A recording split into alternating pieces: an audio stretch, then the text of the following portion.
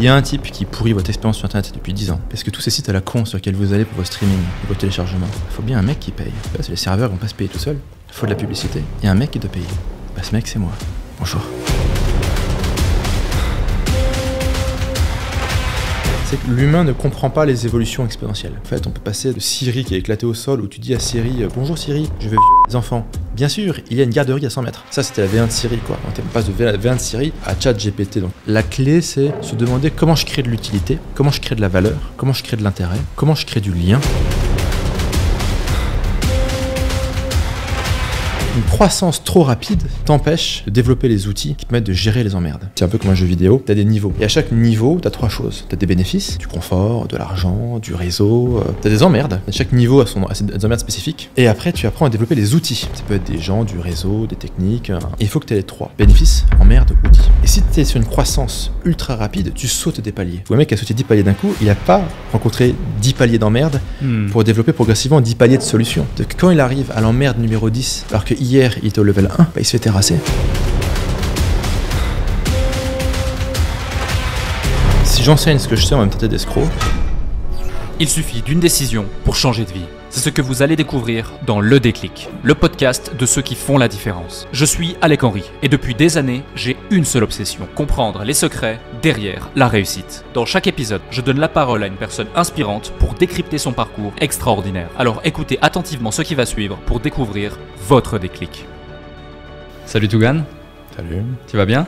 Bien toi? Écoute, ça me fait super plaisir d'être ici, de passer ce moment avec toi. Cet épisode va être super sympa, j'ai même dû préparer des questions parce que des interviews de toi on en voit beaucoup, des informations sur internet de toi on en voit beaucoup. On comprendra je pense aussi pourquoi dans quelques minutes. Avant de te poser plein de questions sur ton parcours, pourquoi tu as ci, pourquoi tu as ça, vu qu'il y a beaucoup d'interviews sur tout ça sur internet, j'ai envie de te poser d'abord une question.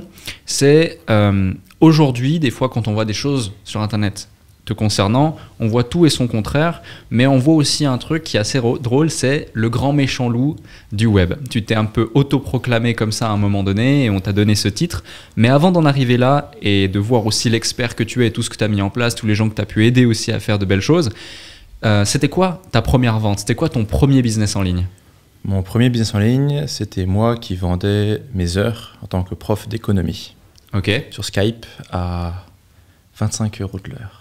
Ok. Ah, c'est pas mal 25 € de l'heure pour démarrer. Quand t'as pas de sous, c'est pas mal, ouais. Ouais, quand même. Tu vois.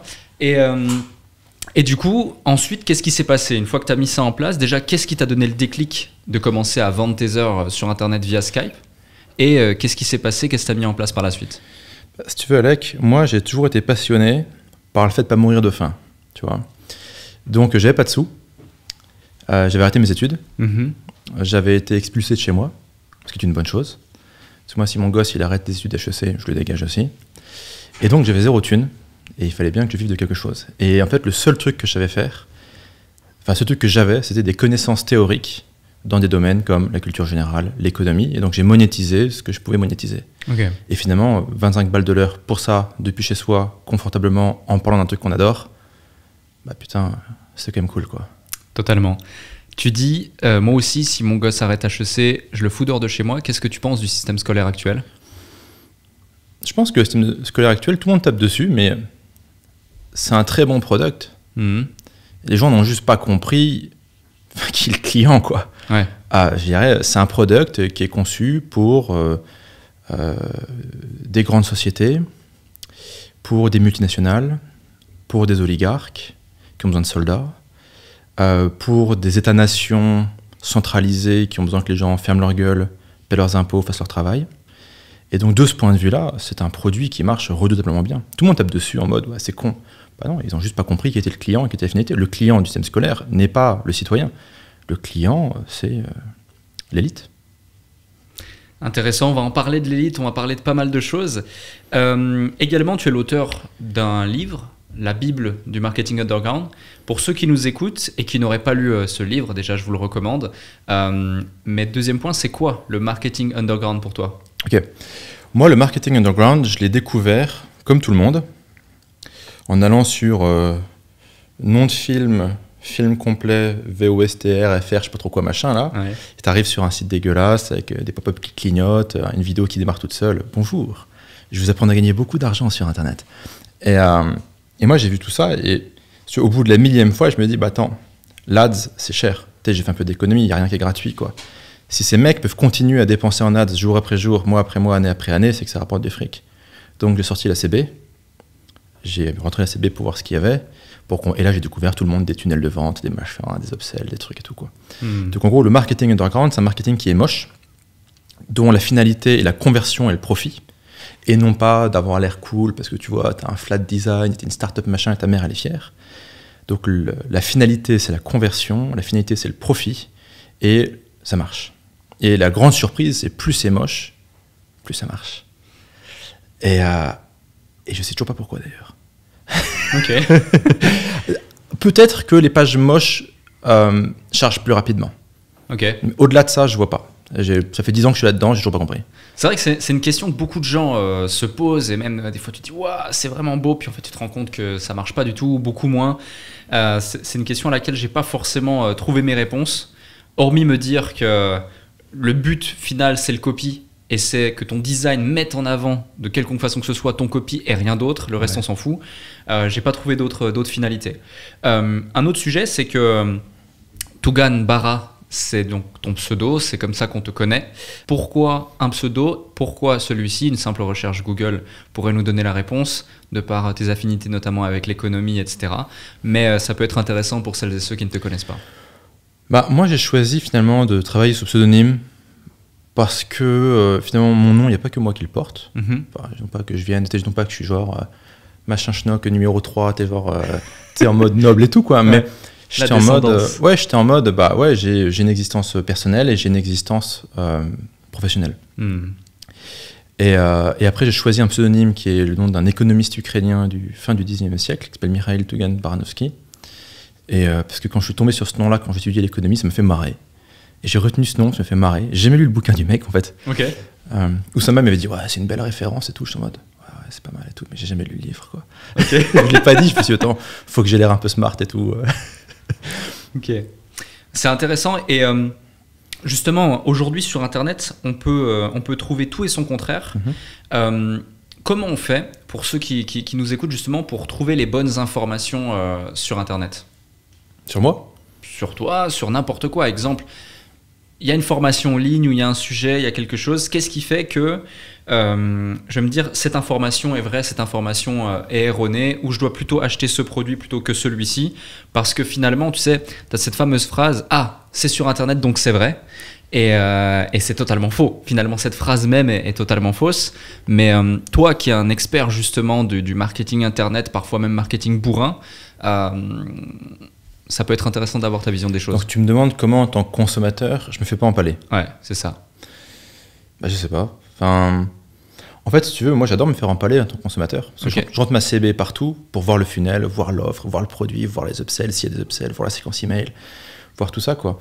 Je veux dire, aujourd'hui, la plupart des business ont une politique de remboursement plutôt correcte. En fait, on s'en fout. Enfin, après, c'est du bon sens paysan, quoi. Enfin, je veux dire, c'est sûr que, ouais, c'est un vrai... Enfin, comment builder de la trust sur Internet, c'est pas évident. Comment ne pas se faire démonter sa trust, c'est pas évident non plus. Tu vois, je prends par exemple Romain de Dropshipping Reborn, qui est un de mes amis. Ouais. Lui, il a eu une vidéo à charge de mecs moralisateurs sur YouTube qui ont dit il fait du dropshipping, mais c'est un scammer s'il n'envoie pas ses produits. Chose que certaines personnes font, mais que lui ne fait pas, parce qu'il n'est pas débile, si tu veux, il n'a pas 80 de QI, quoi. Et ils ont trouvé 2 mecs sur Trustpilot qui ont dit j'ai pas reçu mon colis. Ouais, sur des milliers de commandes probablement. Sur des milliers de commandes. Alors, est-ce que c'est un colis qui est perdu? Est-ce que c'est quelqu'un qui n'a pas compris les délais? Peu importe, tu vois. Et donc le gars, hop, screenshot, bim, vous voyez, il fait partie de ces gens qu'on ne voit pas les colis, quoi. De ça, builder de la trust sur Internet, c'est compliqué.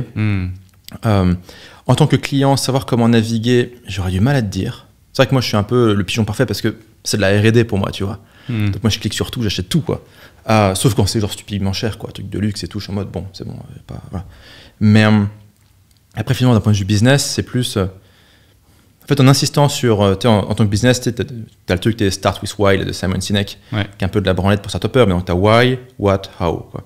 Donc, tu peux rajouter Who. Donc Who, c'est tes histoires, ta personne, ton storytelling, tes anecdotes, ton origin story, etc. T'as why, c'est pourquoi tu fais ce que tu fais, quel est ton combat, tes valeurs, etc. Après, t'as what, c'est quoi ce que tu vends, et how, c'est comment ça fonctionne, etc. Bon. Et je pense qu'aujourd'hui, en tant que business, il faut blinder le why, il faut blinder le who, plus que jamais. Et les gens, finalement, raisonnent. Enfin, pour les gens, ça résonne, ça leur parle, en fait. Donc, en fait, un business qui est beaucoup centré autour du who et autour du why, en général, arrivera à créer de la trust et de la confiance. Ouais, je vois, je te rejoins. Et un autre sujet, justement, c'est que c'est drôle, tu parles de Reborn 21, Dropshipping Reborn, pardon. Ouais. On va parler de différentes personnes qui gravitent autour de toi parce qu'elles ont un point commun. On va l'évoquer tout à l'heure et ta vision sur ce point commun m'intéresse beaucoup. Mais il y a un autre sujet, c'est que tu es assez polarisé. C'est-à-dire que tu as autant des gens qui vont se dire « ce mec est un génie », autant des gens qui vont se dire, et c'est carrément même écrit sur certains de tes sites, c'est ça qui est phénoménal et qui est magnifique, c'est un escroc. Je n'utilise pas moi-même ce champ lexical. Je veux dire que j'étais un spammer, RGPD compliant, mais pas un escroc. Okay. Enfin, après, il y a plein de gens qui... Après, on est sur Internet, donc si tu veux, on se fait insulter, traiter de tous les noms, et liberté d'opinion, si tu veux. Bon, toi, tu connais aussi, on connaît tous, quoi, donc c'est pas... Mais moi, je vais assumer le côté spammer, pas scammer. Donc avec un P et pas avec un C. Parce que je vole pas les gens. C'est que ma politique, ça a toujours été marketing ultra agressif, excellent produit. Et l'excellent produit, c'est pas de la charité chrétienne. C'est pas genre, hey, je suis un mec sympa. C'est juste que c'est tellement cher d'acquérir un client. Comme le client qui vient chez moi, je veux qu'il reste. Je veux qu'il continue à acheter. Je veux qu'il dise, ok, j'ai acheté un truc, c'était de la bonne cam, j'en veux davantage. Et donc, en fait, très rationnellement, en poursuivant mon égoïsme et mon intérêt, j'arrive à la conclusion assez élémentaire qui fait des bons produits. Parce que mon horizon de temps, c'est pas de 72 heures, tu vois. Mon horizon de temps sur un client, c'est de 3, 4 ans, 5 ans, tu vois. Complètement. Et pour appuyer ce propos, d'ailleurs, un de tes produits phares, sauf erreur RX, il s'appelle, était un membership à 10, 20 ou... Ça a commencé à 9,99. 9 euros par mois. Après 19,99, après 29,99. Et aujourd'hui, c'est à 49 balles. Okay. Et au fur et à mesure que ça se développe, que ça s'enrichit, qu'on gagne en maturité, en contenu, eh bien, on fait monter le pricing. Et ça, c'est super intéressant parce que ça dénote deux choses. La première, c'est qu'effectivement, la qualité du produit est omniprésente. Tu es là parce que tu mises sur le long terme et le churn de tes adhérents.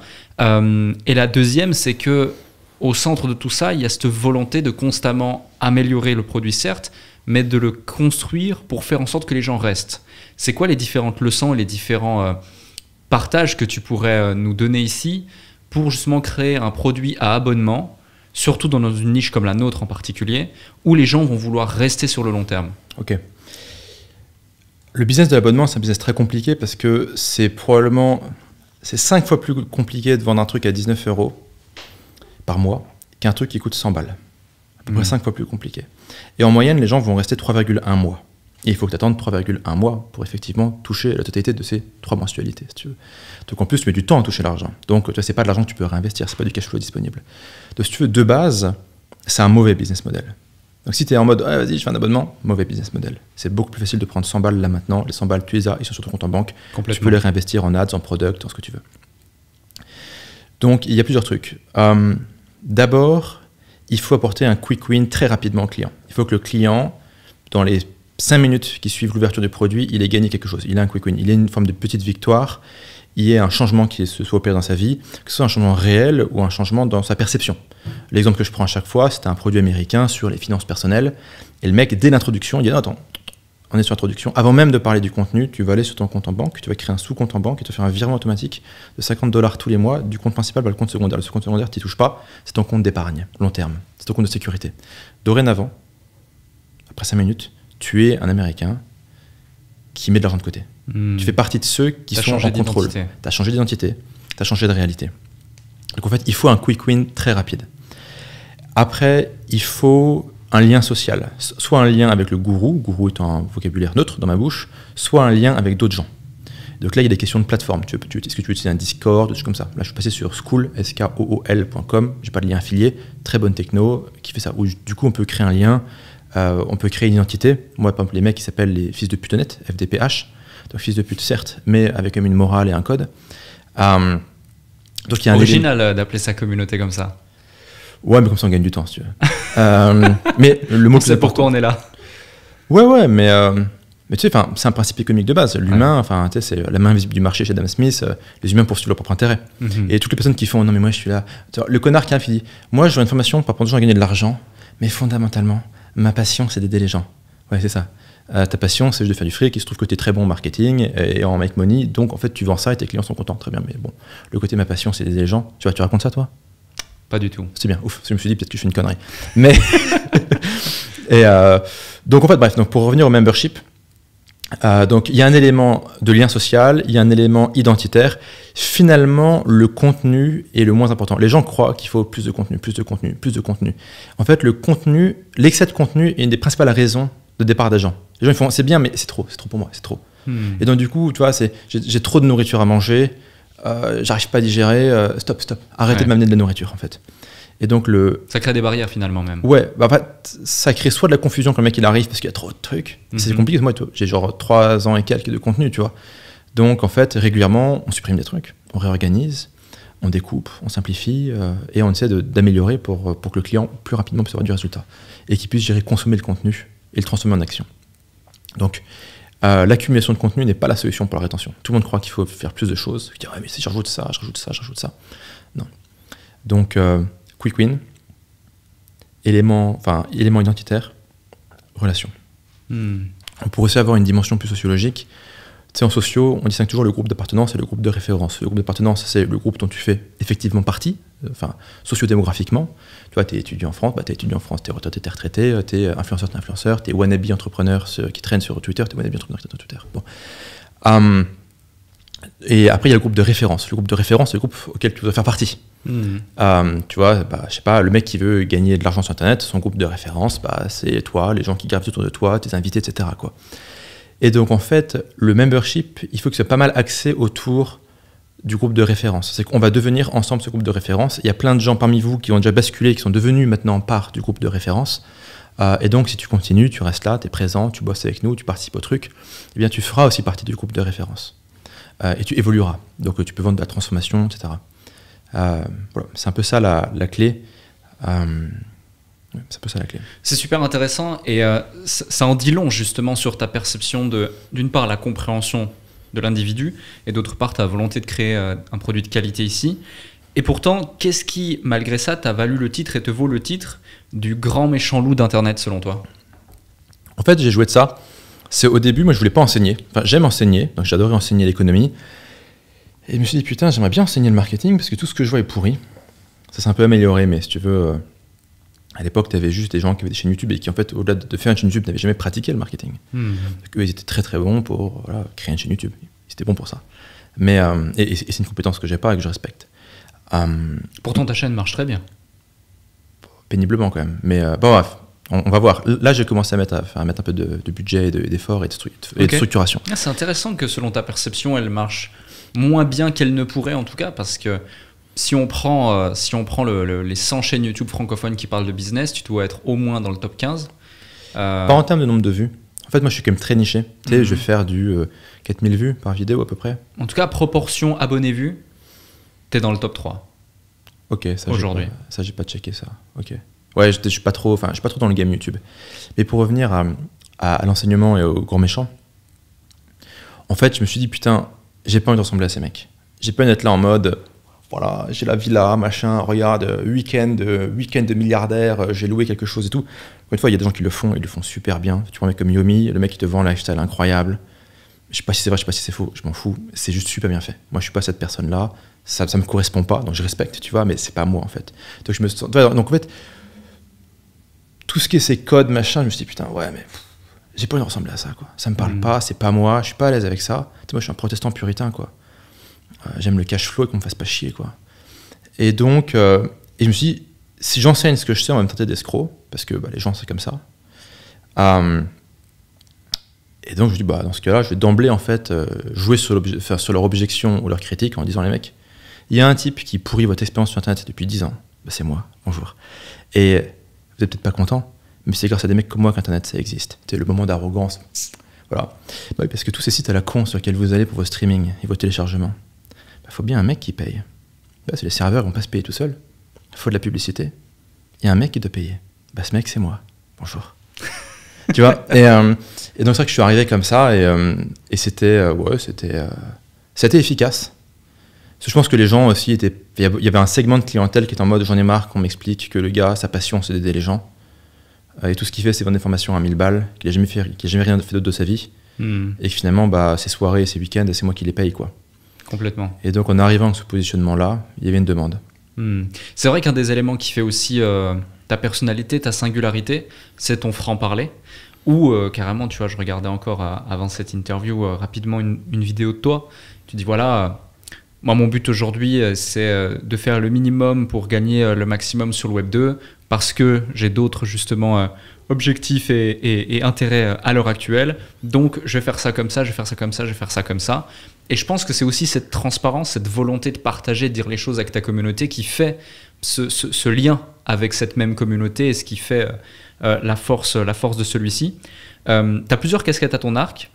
Une d'entre elles, c'est qu'on sait que tu es un excellent copywriter. C'est ce qui a fait aussi justement la réussite de tes campagnes et ces 10 années sur le côté obscur de la force d'Internet. Quelle est selon toi la frontière, la différence entre la manipulation et la persuasion dans le copywriting? Si tu veux, c'est juste une question de terminologie. Un nouveau-né, instinctivement, il sait comment manipuler. Il doit détourner l'attention de la daronne vers lui pour survivre, au détriment des autres gamins ou du daron. Si tu veux, donc c'est dans la nature humaine. Tu vois, c'est juste le truc qui est là, enfin, c'est fait pour quoi. Pourquoi un bébé chaton, c'est mignon? Parce que le bébé chaton, il a besoin d'un putain d'humain qui lui fait la bouffer. Et le putain d'humain, si le bébé chaton était dégueulasse, il lui ferait pas la bouffer. C'est qu'il faut être adopté, il faut qu'on te file la bouffer gratos. C'est de la manipulation. Si tu veux, la manipulation est dans la nature. C'est juste, tu vois, ça fait partie du package de la vie, quoi. Donc après, tu peux dire manipulation, tu peux dire persuasion. Tu vois, pour moi, la frontière, ça va plus être la qualité du produit. Parce que là, on peut pinailler. Alors ouais, du coup, c'est binaire. Ton produit, c'est de la merde, yes, no. Est-ce que tu mens? Yes, no. Parce que tu peux maquiller, tu peux amplifier, tu peux rendre les choses plus sexy. Mais mentir, c'est autre chose. Tu vois, tu peux arrondir un chiffre sur une preuve client. On s'en fout, c'est pas très grave. Tant que l'ordre de grandeur correspond, c'est pas grave, tu vois.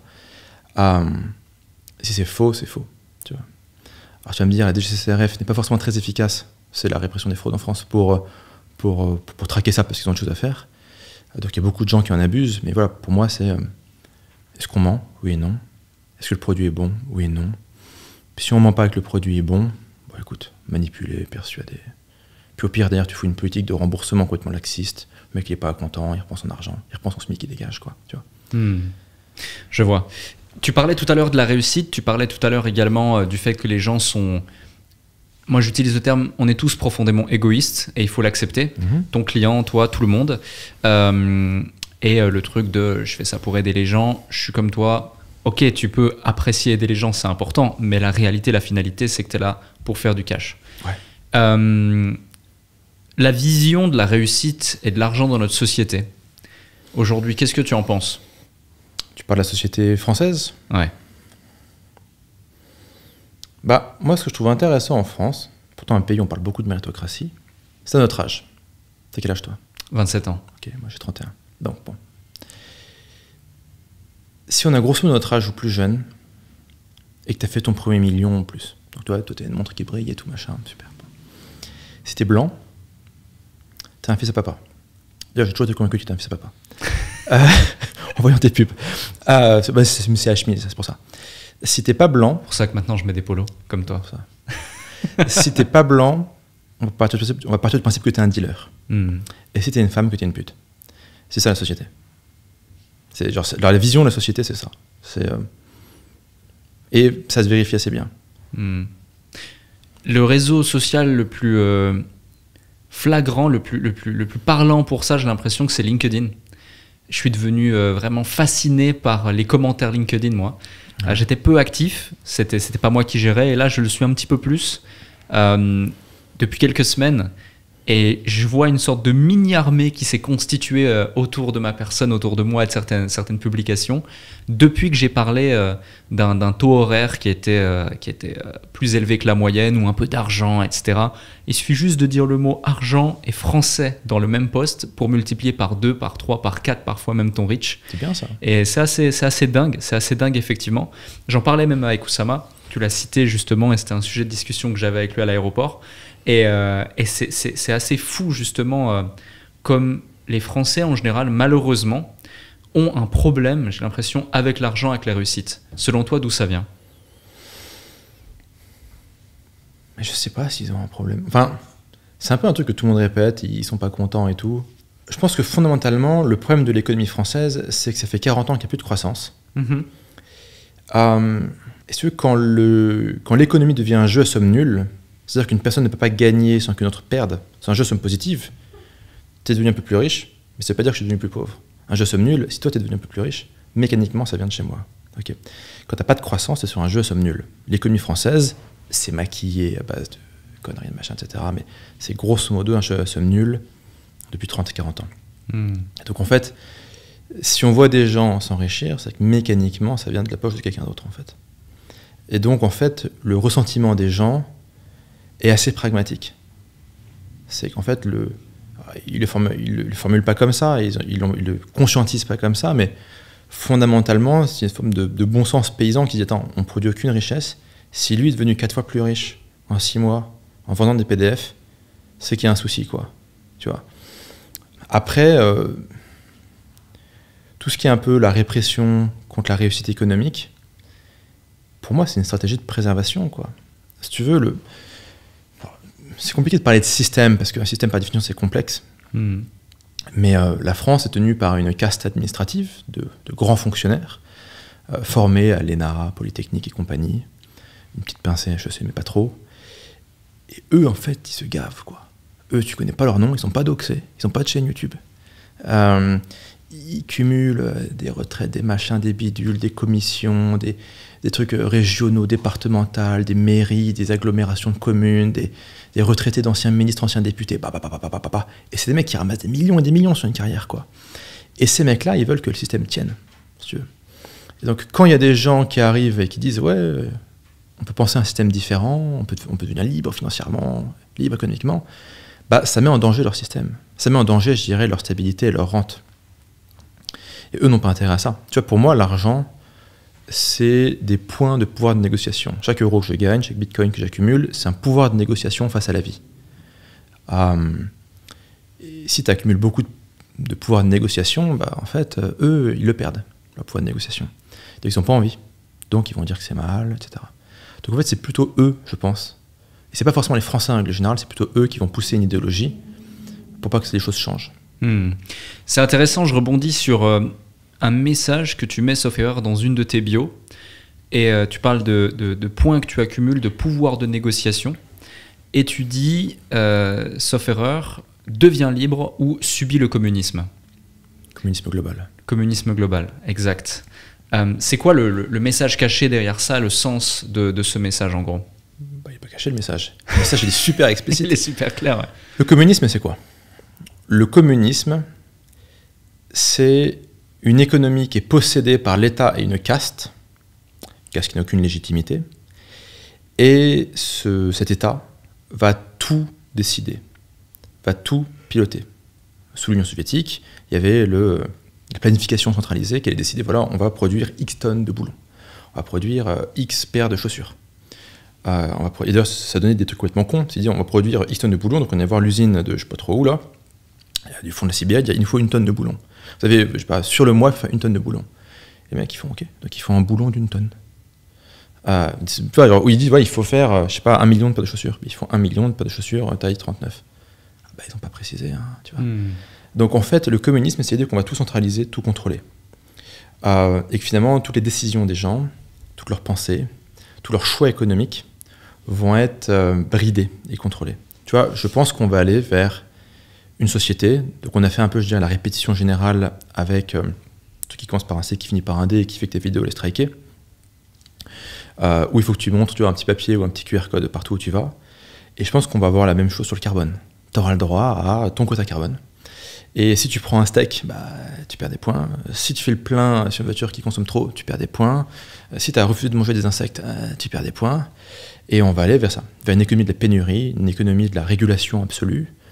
Et au final, ça c'est que pour les gens, hein, les membres du politburo et de la haute administration, pour eux ça s'applique pas. Sous le comité, genre je dirais, les hauts fonctionnaires, bon, ça s'appelait pas comme ça, mais sous le communisme, vivaient aussi bien que des milliardaires américains. Aussi bien. Bon, à ceci près qu'ils pouvaient se faire zigouiller du jour au lendemain. Donc, peut-être un stress plus élevé. Mais ils vivaient très bien, ces mecs-là. Ils avaient la belle vie, quoi. Ils avaient la dacha, les machins, la voiture de fonction, le manteau de fourrure, le cognac, le truc. Ils vivaient très bien. Sous le communisme, il y a toujours des gens qui sont plus égaux que les autres. Et je pense que l'Occident, en particulier l'Europe, va vers un système comme ça, qui n'est pas une bonne chose, parce qu'économiquement, en général, ça marche pas.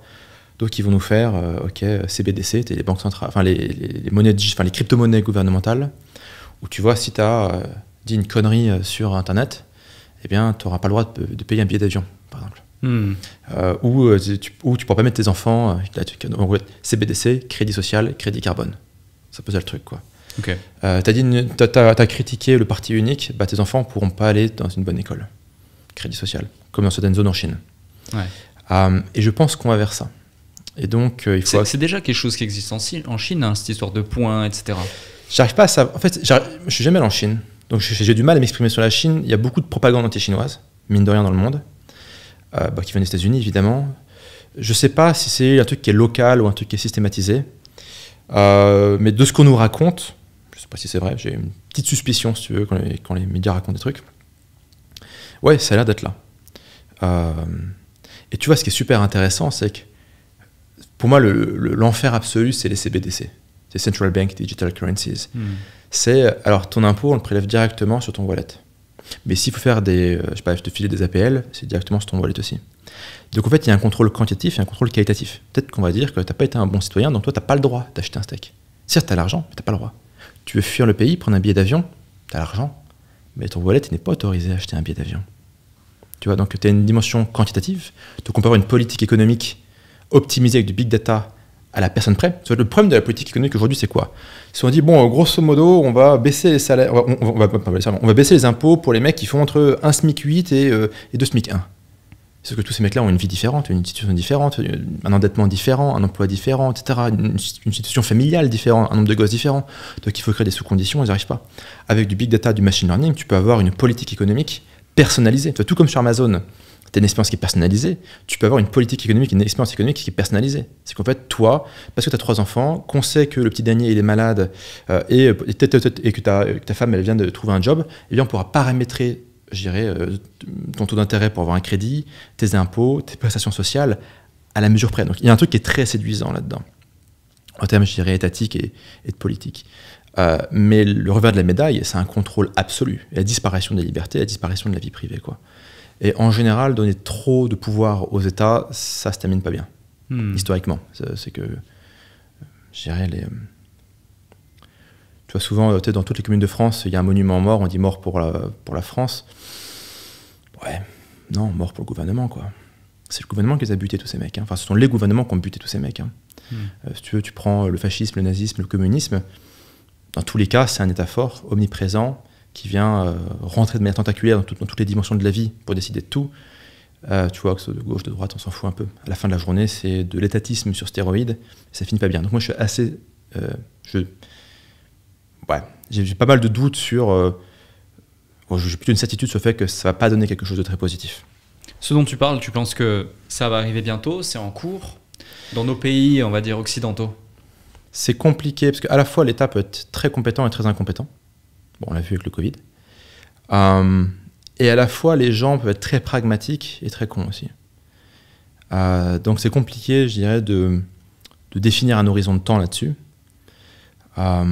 Donc difficile à dire. Mais quand tu vois le monde d'il y a 3 ans et le monde d'aujourd'hui, c'est plus le même monde. On commence un peu déjà à voir une séparation des humanités, de l'humanité entre 2 humanités. C'est un peu mon cheval de bataille en ce moment. Entre finalement une forme de classe mobile, professionnellement, financièrement, géographiquement, dont on fait partie. Et pour nous, le monde n'a jamais été aussi exceptionnel et incroyable en termes d'expérience. Et le reste de la population qui se fait démonter sa race. Et au milieu, il n'y a rien. Il n'y a rien. En gros, tu as les mecs du Politburo, c'est un peu bizarre, on ne sait pas trop ce que c'est. Enfin, la haute fonction publique, etc. On a du mal à savoir ce que c'est, ça. C'est très très opaque. Il y a les mecs comme nous, où finalement on a peut-être le même type de privilèges et de liberté et de possibilités de jouissance, on va dire, que ces mecs-là. La classe moyenne, elle s'est fait démonter sa mère, et il reste que des pauvres. Et eux, leur pouvoir de négociation face à la vie il est proche de zéro parce qu'ils n'ont pas de thunes. Et si on leur dit, écoute, on va te mettre une sonde dans le cul juste pour voir ce que ça donne, sinon t'as pas le droit d'aller au cinéma, il va dire, moi j'aime bien aller au cinéma, donc je vais prendre une sonde dans le cul, tu vois.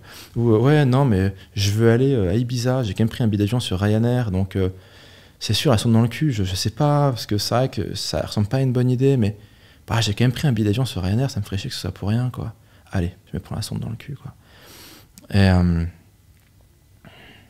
Et tu vois, on va vers ce monde-là. La référence cinématographique, c'est Elysium, pour ceux qui ne connaissent pas.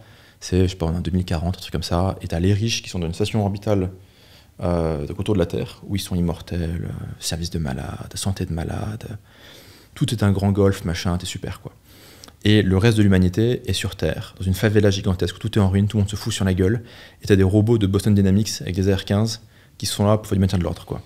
Et le point le plus important que les gens ne comprennent pas quand ils regardent ce film, c'est qu'il n'y a plus d'ascenseur social. C'est qu'un pauvre ne deviendra jamais riche. Un riche, a priori, ne deviendra jamais pauvre. Aujourd'hui, on peut partir très pauvre et devenir très riche. C'est encore possible. Ça devient de plus en plus difficile. Mois après mois, semaine après semaine, ça devient de plus en plus difficile, surtout en Europe. Et même d'un point de vue digital, c'est devenu beaucoup plus compliqué que toutes leurs règles à la con. Vatmos, 3D Secure, RGPD, etc. C'est fait pour bousiller l'ascenseur social, ce truc-là. Donc aujourd'hui, on peut encore, c'est de plus en plus difficile. Hashtag formez-vous, achetez nos formations. Et demain, ça sera plus possible. Donc si demain, t'es pas du bon côté, toi, ta descendance, vous levez dans le cul. Et il n'y a plus de passerelle. Il n'y a plus de, ok, on passe de l'un à l'autre, on filoute, on négocie, on monte un business, on investit dans un truc, on fait du Web 2, du Web 3. Non, ça ne marchera plus, c'est fini. Ouais, t'as tout à fait raison, et je pense que même ce genre de film, tu vois, consciemment ou inconsciemment, ils sont presque là pour éduquer certaines personnes ou nous faire... voilà, ça c'est ce qui vous attend potentiellement, mais la réalité c'est que c'est déjà là. C'est déjà là, et c'est une potentialité d'un point de vue dans la forme, mais dans le fond, ça va être quelque chose qui sera similaire sur beaucoup d'aspects, je pense. Bref, tu regardes à la fin du Covid et compagnie, là, dans les restos chics, le client n'a pas apporté de masque. Le staff, oui. Attends, on est la même humanité ou pas? Moi, du coup, je peux pas tomber malade et toi, oui. Biologiquement, on est des humains différents. Enfin, c'est quoi le message, quoi? C'est quoi le message? Ouais, c'est vrai. T'en parlais dans un podcast ou dans un sujet, justement, avec l'histoire des jets privés. C'est un peu pareil, finalement. Pendant le Covid, toi, tu prends ton vol normal, t'as le masque, t'as ci, t'as ça, t'as ton QR code, ton certificat, t'es en jet privé, on te demande rien du tout. Ouais, c'est clair. Aujourd'hui, pour s'émanciper, justement, et acquérir cette liberté, et donc davantage de pouvoir de négociation, si on réutilise ce terme, tu peux créer des business en ligne. Oui. Même si, justement, comme tu le dis, les barrières à l'entrée sont telles qu'il est de plus en plus difficile, et je le vois moi-même au quotidien autour de différentes personnes. Parfois, il y a des choses qui viennent redistribuer les cartes, notamment les cryptos, notamment les NFT, notamment l'IA, pour ceux qui vont justement réussir à en tirer profit. On avait une discussion aussi super intéressante il y a de ça quelques semaines, et tu me parlais justement du business des muses. Du business des muses, entre autres, ou en tout cas on a abordé ce sujet. C'est un sujet que j'ai entendu à plusieurs reprises, qu'on voit souvent sur Internet. J'ai entendu tout et son contraire à ce sujet, à ce propos. Et je pense que tu es une des rares personnes que j'écouterais parler de ce sujet, qui, à mon sens, a la légitimité d'en parler. Est-ce que tu peux nous en dire plus à propos du business des muses? 1, qu'est-ce que c'est concrètement? Et 2, comment ça se déploie, ça se met en place? Moi, je n'utilise pas ce terme, muse. Je sais que c'est à la mode, mais je n'utilise pas ce truc-là. Alors, je crois que la définition que les gens donnent, c'est un business simple, un business qui te prend très peu de temps et qui te rapporte quelques milliers d'euros par mois, avec très peu de prise de tête. Et c'était un peu popularisé à l'époque ça remonte, mais tu sais, avec Tim Ferriss, la semaine des 4 heures, etc. Moi, je crois au fait de simplifier les business à mort. Ouais. Le monde, il est complexe, le monde change rapidement, la réalité est très évolutive. Donc si tu as un business qui est très compliqué, avec plein de funnels, plein de produits, plein d'engrenages, plein de trucs qui se branchent, etc., au moindre mouvement, ça pisse le sang de partout, les engrenages, ils sautent, c'est le bordel. Donc je crois au business ultra simple. Tu vois, il fut un temps, je faisais des textes de vente très compliqués, des funnels avec upsell, cross-sell, machin, bump, tout ça, machin. Séquence de relance, si le mec il n'a pas pris l'upsell, pour pouvoir chercher des points de conversion. Aujourd'hui, je ne fais plus du tout. Aujourd'hui, je fais un business ultra simple, simplifier tout à mort, Même tous les process dans la boîte, il faut que ce soit Google Proof. Google Proof, c'est-à-dire que le pire de Google peut réussir à actionner les manettes pour pouvoir tourner la boîte. Ça ne veut pas dire que tu prends tes salariés pour des Google. Hein. Ça veut dire que s'il faut, tu peux prendre un Google. Donc, je me souviens de ça. On en avait parlé, tu me disais, moi je suis en train de former une armée de Google là en ce moment. Ouais. Je t'ai dit quoi? Moi, je bosse avec un type, lui, il sait recruter 400 Google en un week-end, les processiser, Notion, Airtable, Telegram, et les mecs, ils vont faire du démarchage et tout.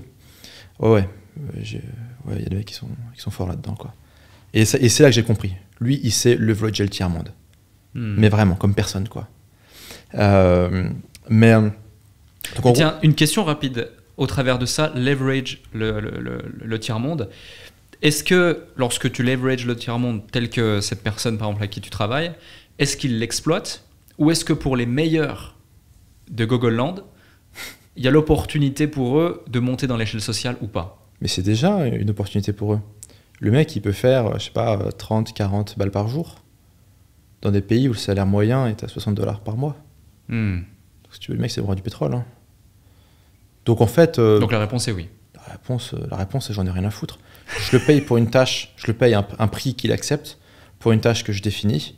S'il accepte ce prix-là, c'est que c'est intéressant pour lui. Je le force pas à prendre le truc. Hein. Ok.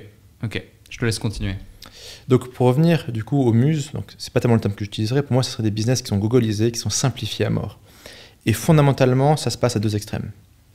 Parmi toutes les possibilités économiques, pour moi, il y a deux extrêmes intéressantes. Il y a soit l'extrême techno. Tu builds un truc sur OpenAI, tu fabriques quelque chose en bon français sur la blockchain. Donc, en gros, tu fais un truc qui est très technologique, ou tu fais un truc qui est très centré sur la connexion, sur l'humain. L'exemple, je dirais que je prends à chaque fois, mais qui permet de faire passer le message, c'est OnlyFans, par exemple. Tu vois, on est sur de la relation, qui certes est un peu fantasmée, qui certes est un peu théorique, qui certes est un peu unilatérale, mais on est sur de la relation. Donc en gros, soit tu es dans la relation, dans l'intimité, dans l'humain, soit tu es dans la techno. Donc d'un côté, tu as être un gourou, tout ce qui est communauté, tout ce qui est OnlyFans, influenceur, etc. Influenceur façon Cali, pas façon, tu vois, Dubaï. Enfin, les mauvais. Comme on est là. Mais donc tu as ça d'un côté. Et de l'autre côté, tu as l'extrême techno, quoi. Tout ce qui est au milieu, ça va continuer à exister, mais c'est comme l'agriculture. On en a besoin, mais ça rapporte que dalle, et si tu bosses là-dedans, tu te fais prendre de tous les côtés. Donc on va en avoir besoin, tu vois. Mais donc extrême techno, extrême relation. Et dans les deux cas, simplifié à mort. Qu'est-ce que tu penses du fait de, par exemple, sur OnlyFans ou des choses comme ça, la place de l'IA, clairement, elle est en train de prendre de plus en plus de place au travers des relations. Donc finalement, la techno va-t-elle prendre le dessus sur le business des relations? Est-ce possible selon toi ou pas? En fait, sur la techno, donc l'IA qui rentre sur le business des relations, donc qui rentre aussi sur le business de l'identité, tu vas te savoir, est-ce que c'est toi qui as dit ça ou est-ce que c'est un deepfake, tu vois? Est-ce que c'est ta sextape ou est-ce que c'est un deepfake? Ça va créer beaucoup de problèmes, beaucoup d'arnaques, beaucoup de préjudices à des gens. Ça a déjà commencé. Ouais. Et pour moi, la solution, c'est la blockchain. Si c'est toi qui signes sur ton wallet qui a un soulbound token, c'est un token que tu ne peux pas déplacer. Tu vois, donc si c'est toi qui as le token, je sais pas, alekhenry.it ou j'en sais rien, enfin c'est pas un token mais, au sens littéral, mais tu vois l'idée. Et bah, si c'est ce wallet qui détient ce token qui a signé, bah, c'est que c'est toi a priori. Bon. Après, si tu es une boîte, tu mets un multisig pour éviter qu'il y ait un piratage ou autre, quoi. Donc je pense qu'on peut retrouver l'authenticité, qu'on peut retrouver l'intimité, qu'on peut retrouver l'originalité, soit à travers finalement un contenu qui est toujours plus qualitatif, mais bon là tu es quand même en course, tu es quand même dans une course contre l'IA, une course que tu n'es pas forcément sûr de gagner, soit tu crées des méthodes d'authentification. Comment savoir sur un groupe Discord, enfin sur un forum Discord, si tu parles à un humain ou pas? Bah, tu peux imaginer de de blockchainiser le truc, alors pas un horizon 6 mois si tu veux, mais sur un horizon de plusieurs années, trouver une manière en fait, de faire une vérification infalsifiable sur la blockchain, que ce message a bien été posté par telle wallet, et telle wallet, tu sais que c'est une vraie personne parce que tu as vérifié de manière X et Y. Ou que tu as un mécanisme de transparence qui intervient là-dessus. Donc, c'est un game qui est dynamique. L'économie de marché trouve en général des solutions aux problèmes qu'elle crée, même si on va quand même vers des temps compliqués. En fait, la vraie question, c'est est-ce que cette révolution techno va créer plus de jobs qu'elle va en détruire? Tu vois, Internet, ça a créé une sacrée pagaille, mais finalement ça a créé énormément de jobs, énormément d'opportunités, énormément de trucs comme ça. Ouais. La question c'est est-ce que l'IA a une grande capacité de création d'emplois? On sera fixé d'ici 5 ans. Complètement. On va reparler d'IA, on va reparler de crypto tout à l'heure. Avant, tu parlais de Dropshipping Reborn. Romain, sauf erreur, son prénom. Ouais. J'ai envie aussi de te parler de Jean-Marie Corda. Le point commun qu'ont ces deux personnes, les ayant vus, suivis, etc., c'est qu'ils sont extrêmement clivants dans leurs messages, etc., dans leur façon de s'exprimer, dans leur branding, même dans leurs produits, finalement, ils s'expriment de façon différente, ils ont une vision différente de la plupart des gens. C'est ce qui fait leur succès, c'est ce qui fait leurs haters également, mais c'est ce qui fait aussi les gens qui sont fascinés et autres. Et ils ont un autre point commun, c'est que grâce à ça, ils ont réussi à créer littéralement une sorte d'armée autour d'eux, des gens qui sont fans au plus haut point. Et comment, selon toi, justement, pour ceux qui nous écoutent, réussir à répliquer ce schéma et créer cette armée, cette communauté aussi forte qu'ils ont pu créer ou que tu as pu créer aussi à ton tour, mais d'une façon quand même, enfin, c'est peut-être que je me méprends dans ce que je vais dire, mais j'ai l'impression que ta communauté est plus civilisée que certaines communautés issues de messages trop clivants. Alors peut-être que c'est parce que tu leur enseignes le marketing ou autre, d'une certaine façon ou autre, mais il y a des avantages et des inconvénients. L'inconvénient ici, est quand même assez important, je trouve, pour l'image notamment.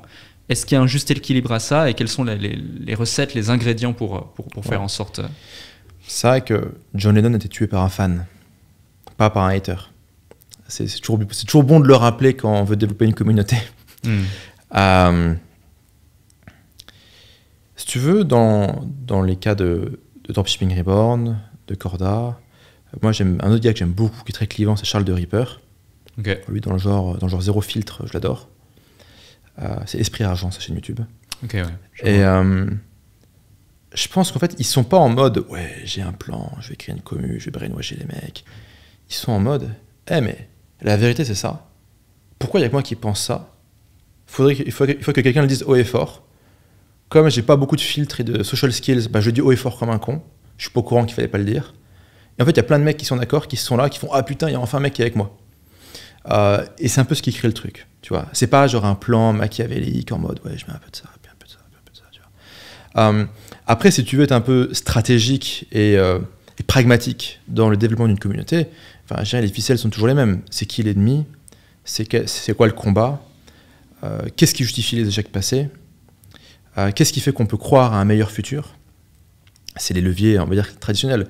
Après, aussi longtemps qu'il y a une sincérité derrière ça, est-ce qu'on est sur de la manipulation, est-ce qu'on est sur de la persuasion? Si c'est sincère et que tu crois en ça, a priori, il n'y a pas de souci, quoi. Enfin, sauf, tu vois, si c'est un truc genre tu veux tuer la moitié de l'humanité, bon, ça évidemment, c'est pas top, quoi. Mais tant que je dirais, il n'y a pas d'appel à la violence ou pas d'appel à la haine, c'est bon, quoi. Après, le souci, ça va être, ouais, comment tu vas gérer les éléments les plus radicaux de la commu. Je sais pas. Je sais pas trop, en fait. Les mecs, ils vivent leur vie, quoi.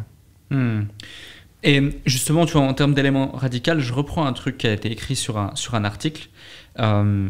Il tire sa fortune de son marketing hyper agressif qui donne l'impression que chacun de ses produits est une énorme arnaque. La question que j'ai pour toi, c'est la limite à franchir niveau marketing pour justement ne pas dégrader son image de cette façon. Parce qu'on le sait, au travers de cet épisode, moi je te connais aussi depuis plusieurs années, il faut le dire. Je te connais pas personnellement depuis plusieurs années, mais je t'ai vu, je t'ai suivi, etc. J'ai vu tes produits, j'ai même, je crois, acheté un de tes produits à l'époque, etc. Donc je t'ai donné mon oseille. Je peux dire en tout cas que ce que tu dis est sensé et il y a de la qualité derrière ce que tu vends. Maintenant, au travers de ça, tu vois, quelle est la limite et le point d'inflexion, je dirais, pour ne pas dégrader son image? Est-ce que c'est une question de on s'en fout et finalement le but c'est que ça résonne auprès de ton avatar et de la personne qui va vraiment acheter in fine ton produit et peut-être que tu résonnes de cette façon-là? Ou est-ce que non, il y a quand même un juste milieu à avoir parce que même si celui-ci va pas acheter ce produit-là, il est possible qu'il en achète un autre et à long terme, il faut que tu deals comme ça. On parlera de l'arbitrage profit versus prestige dans un instant. En fait, le truc, c'est comment tu définis qu'est-ce qui dégrade ton image. Il est où le curseur? Parce que quoi que tu fasses, t'as un mec qui va arriver et dire ouais, c'est un escroc, ouais, ça marche pas, enfin, ouais, non, mais je suis pas d'accord. Tu vois, t'auras toujours un bac cuit en hyperventilation qui va débarquer et te traiter de tous les noms. Bah, c'est juste inévitable en fait. Ouais. C'est que tu peux faire un truc tout gentil, tout beau. Moi je connaissais une nana comme ça, je parle de 100 ans, qui est une youtubeuse, tu vois, qui parle un peu de sujets de société, même pas politisés, un peu de la vie de tous les jours, etc. Et un peu de finalement, qu'est-ce qu'est une femme, et donc les problématiques peut-être féminines, sans forcément parler de trucs sexuels ou autres, mais tu sais, juste voilà, enfin, très relax la meuf. Vraiment une meuf sympa, calme. Elle est pas clivante, elle est pas politisée, elle parle pas de cul, elle parle pas de. Tu vois, elle dit pas qu'il faut voter Zemmour, elle fait rien, tu vois, de trucs qui peut emmerder les gens, quoi.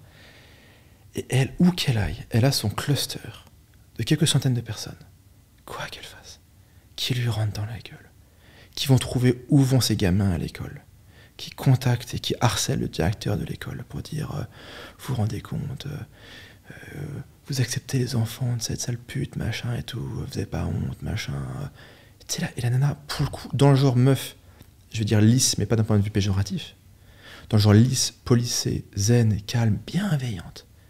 Et quand même, tu vois, elle a son cluster de tarés. Et quoi que tu fasses, pour peu que tu aies un peu de résultats, tu auras ton cluster de malade mental. Donc en fait, optimiser ton image, je veux dire, tu auras toujours un cluster qui te rentrera dans la gueule, et quoi que tu fasses, tu as un partenariat avec une marque, bon, c'est un influenceur ou avec un software pour nous, ils iront contacter les mecs. Mais vous vous rendez compte que vous travaillez avec un scammer? Tu fais, ouais, ok, bon, expliquez-moi, tu vois, c'est... Donc, optimiser son image, c'est un peu, si tu veux... En fait, est-ce que tu es là pour faire plaisir à des mecs qui détestent, ou est-ce que tu es là pour faire plaisir à des gens qui sont alignés sur tes valeurs et qui t'apprécient? Moi, je préfère apporter de la valeur, du temps, de l'énergie, donner de l'amour à des gens qui aiment mon message, qui aiment ce que je fais, qui grandissent avec ce que j'apporte, et je préfère me focaliser sur eux plutôt que me dire mais que va penser Charles-Henri qui est là chez McKinsey et qui trouve que ma page de vente elle fait un peu scammy, quoi. Donc je me focalise sur les gens qui comptent sur moi et qui comptent pour moi. Ouais. Je rebondis parce que c'est hyper important ce message que tu véhicules ici pour la plupart des gens qui veulent se lancer sur Internet et qui n'osent pas, de peur justement de qu'est-ce que vont penser les autres, etc., etc. Et je pense qu'il faut vraiment ancrer ce que tu viens de dire dans son cerveau au plus profond, parce que finalement c'est pas lui, Jean-Eudes, qui va venir payer ton loyer. Et tout. J'ai eu beaucoup de mal. Moi, montrer ma gueule sur Internet et enseigner, j'ai eu beaucoup de mal. Et le mec qui m'a débloqué, c'est un mec qui s'appelle Jason Capital aux États-Unis, qui est un des meilleurs copywriters sur tout ce qui est business aux États-Unis, qui est super bon, qui fait kéké en fait. Donc, je sais pas s'il marche très bien. Enfin, il marche correctement, mais c'est pas un très grand nom, on va dire. Et donc, j'avais pris, je crois que c'est 1 heure de coaching avec lui. C'était 5000 balles de l'heure, un truc comme ça. Et je lui dis, ouais, j'hésite un peu quand même à montrer ma gueule, parce que les gens sur Internet, ils sont quand même un peu énervés, tu vois. Il me dit, ouais, ils sont énervés, les gens. Et il m'a dit, tu sais ce qui va se passer quand tu vas montrer ta gueule et parler de gagner de l'argent?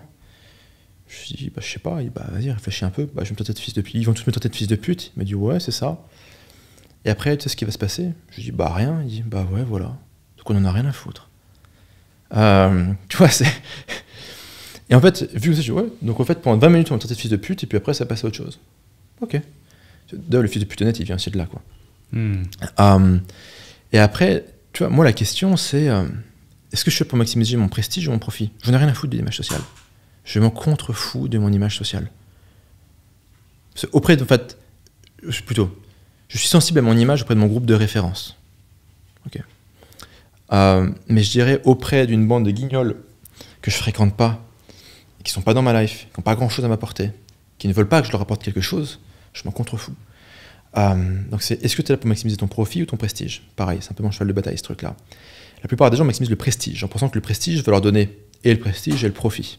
Donc voilà, je vais faire une grande école, des grandes études, travailler dans une grande boîte, etc. Prestige. À la fin de la journée, pour notre génération, il n'y a ni prestige ni profit. Ils sont des petites salopes dans un organigramme gigantesque. Et ils sont payés comme des merdes. Alors certes, ils sont payés mieux que la moyenne nationale, mais si tu veux, quand tu vis à Paris, à Londres, à New York, c'est tellement cher qu'en fait, t'as beau être bien payé, ton niveau de vie, il est pourri. Parce qu'à la fin, ils n'ont ni le prestige ni le profit. Tu prends inversement un mec comme Xavier Niel, qui a choisi le profit, Minitel Rose, etc. Alors oui, il y a des gens qui pincent le nez, c'est n'importe quoi.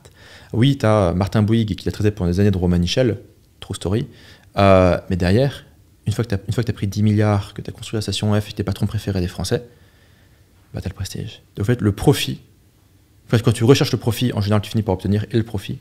Et le profit, déclenche le prestige. N'oublie pas, hein, dans tous les médias anglo-saxons, quand un mec est milliardaire, avant son prénom, on dit billionnaire. Ouais, complètement. C'est super pertinent cette balance et cet équilibre que tu définis ici. Je rebondis sur quelque chose que tu viens d'évoquer, c'est mon groupe de référence. Comment on construit un groupe de référence? Comment tu as construit ton groupe de référence? Parce que un des cancers, je pense, pour la plupart des entrepreneurs, débutants, intermédiaires ou avancés, peu importe, c'est le fait de vouloir aller trop vite, mais surtout de se comparer aux autres.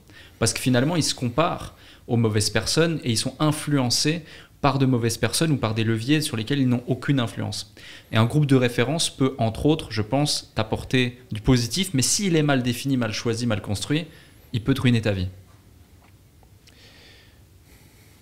Il y a une phrase d'Oussama, qui date de ses premières vidéos il y a super longtemps, qui dit « Les gars, vous comparez votre expérience intérieure, votre vécu intérieur, au vécu extérieur projeté des personnes. »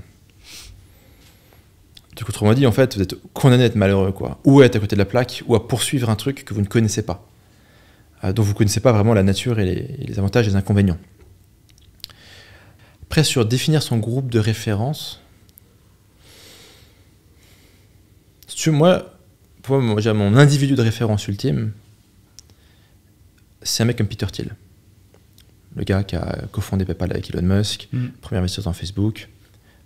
Il fut un temps, il était président du groupe Bilderberg, c'est pas grand monde qui le sait, qui a créé Palantir, donc c'est lui qui a toute la data de la NSA, du FBI, de la CIA et compagnie. Et lui, c'est un mec qui est toujours contre tout le monde.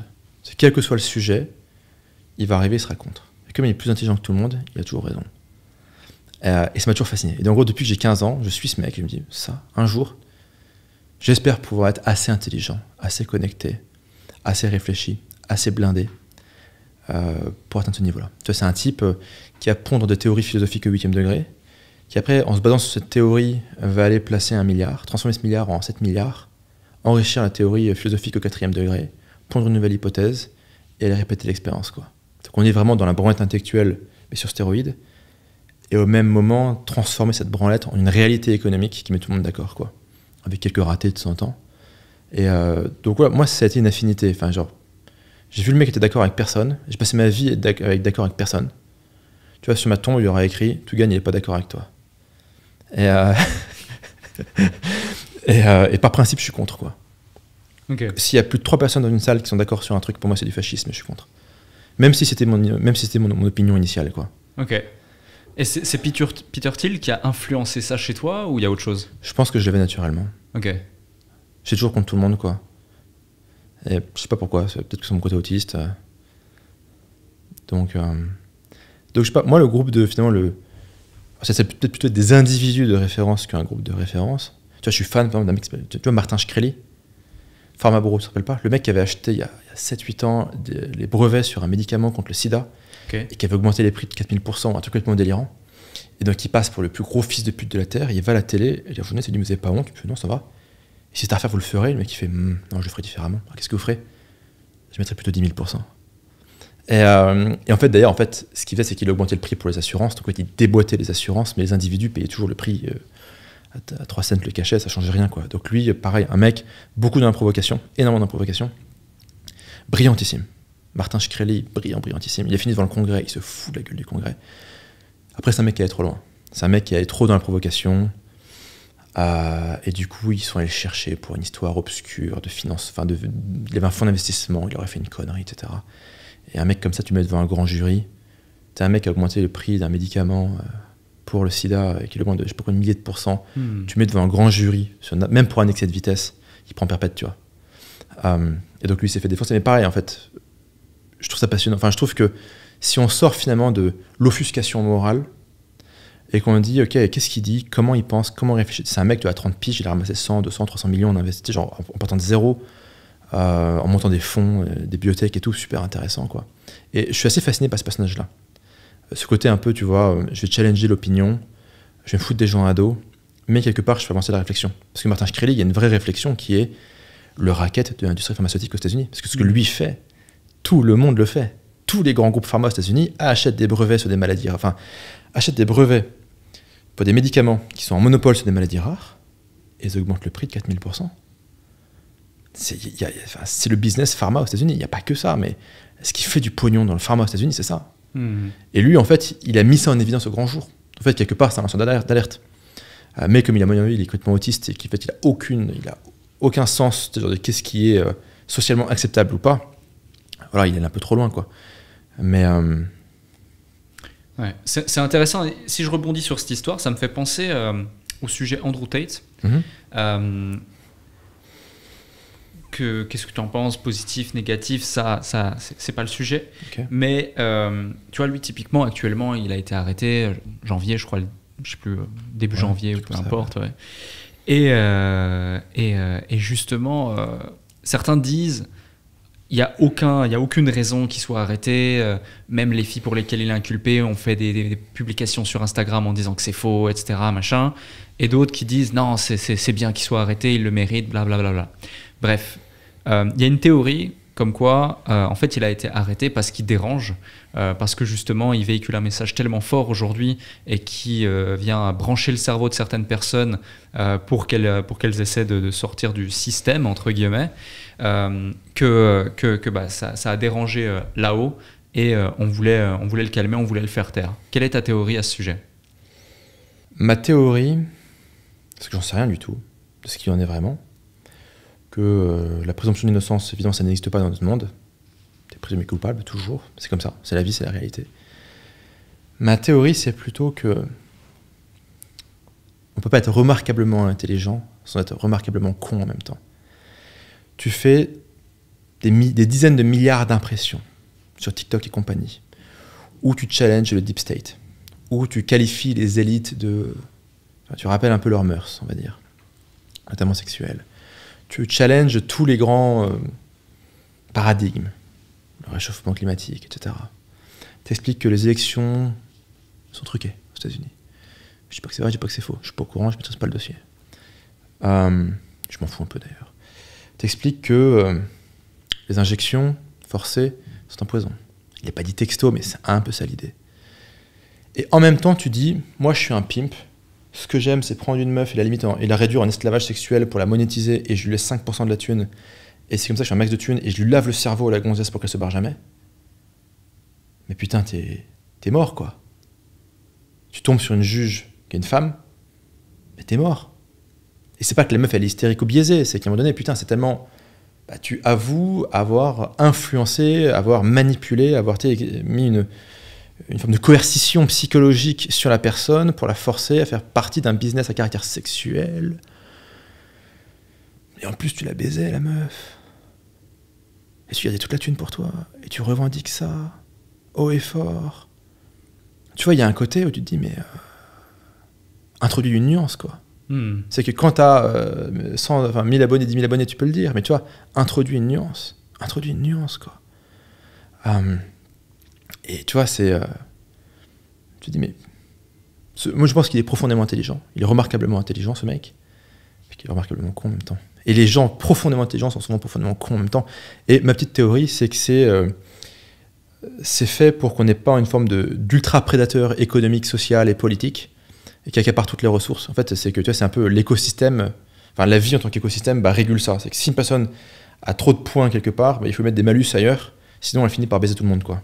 Et tu vois, c'est un peu comme quand sur un territoire donné, dans la nature, t'as un super prédateur qui peut juste défoncer la gueule de tous les animaux, et en plus il bouffe les plantes, il en a envie, et en plus il se reproduit comme un malade, en fait l'écosystème il meurt, quoi. Donc il faut que ce prédateur, soit l'écosystème il meurt pour que le prédateur meure, soit il faut que dans l'écosystème il y ait un contre-pouvoir qui puisse le défoncer lui, soit une plante qui peut pas bouffer et puis il crève, d'autres trucs, tu vois.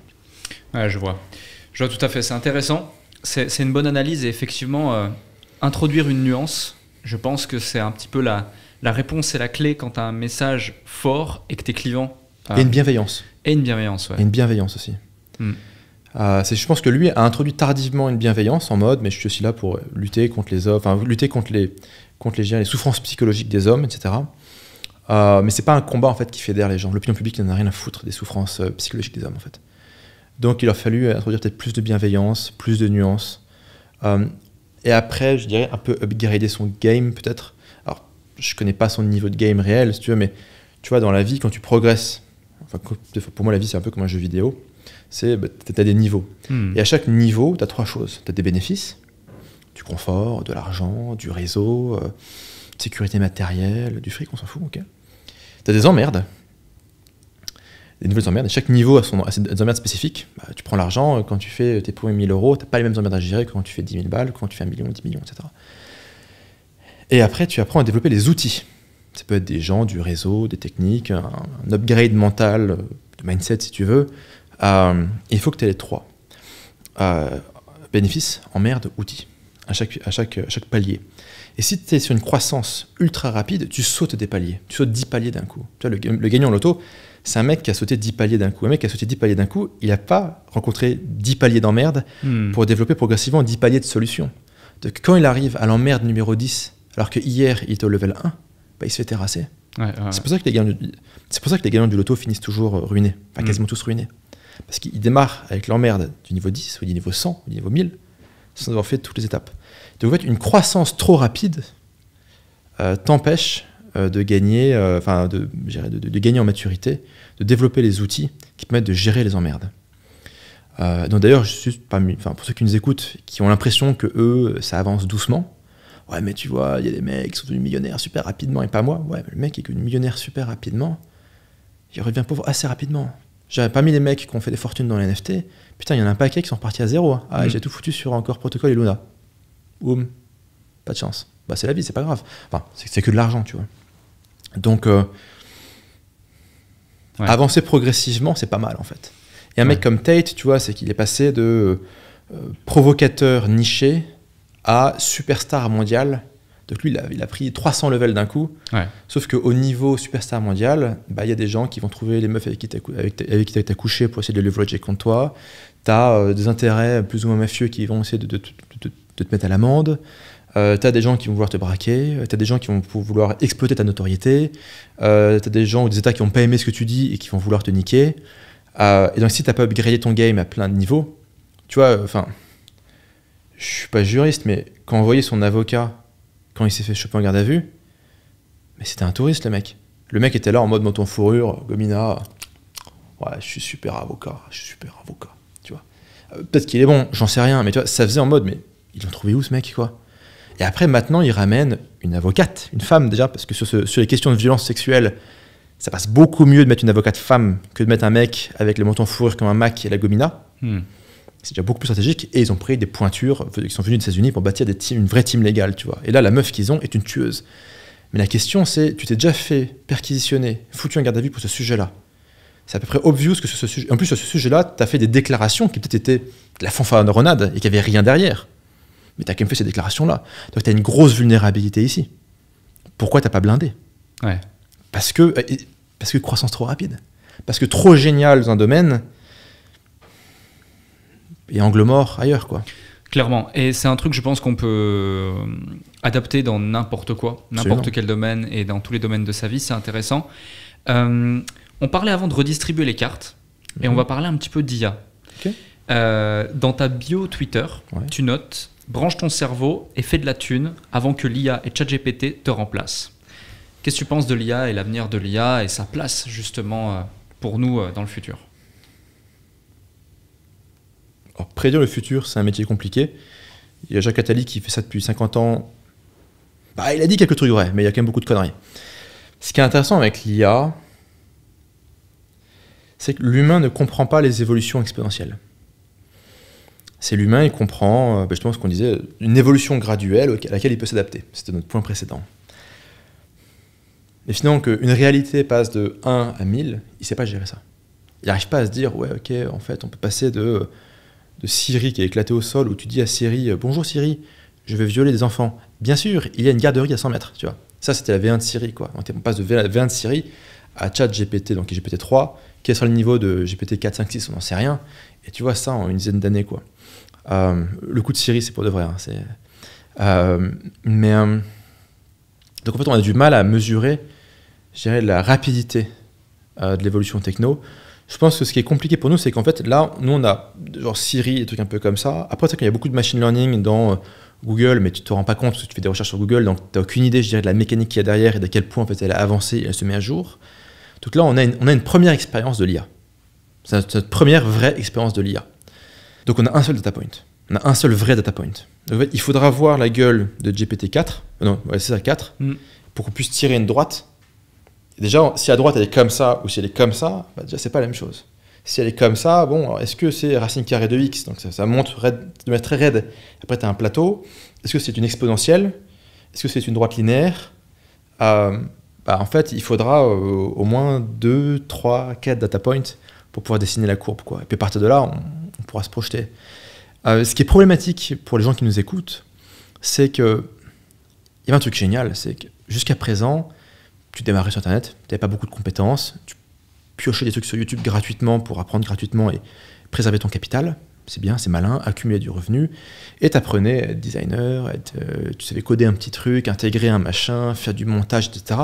Et assez facilement, si tu étais malin, pragmatique et bosseur, tu pouvais gagner tes 1000, 2000 balles par mois.